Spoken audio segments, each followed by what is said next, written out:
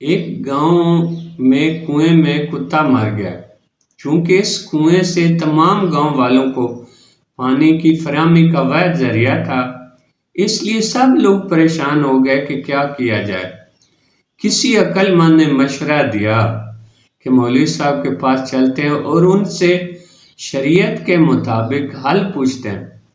چنانچہ سب لوگ مل کر مولوی صاحب کے پاس گئے۔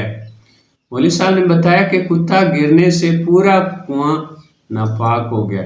اگر ممکن ہو تو سارا پانی نکال دیں، لیکن اگر ممکن نہ ہو تو 200 سے 300 ڈول پانی نکال دیں۔ کنواں بڑا تھا، لیکن گاؤں والوں نے مل کر 300 ڈول پانی نکال دیا۔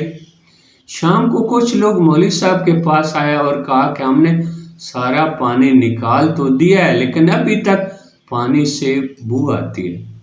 مولوی صاحب حیران ہو گئے اور پوچھا کہ کیا کتا کنویں میں سے نکال دیا ہے؟ لوگوں نے کہا کہ کتا تو پانی میں سے نہیں نکالا۔ مولوی صاحب نے سر پکڑ لیا، پہلے کتا تو نکالو۔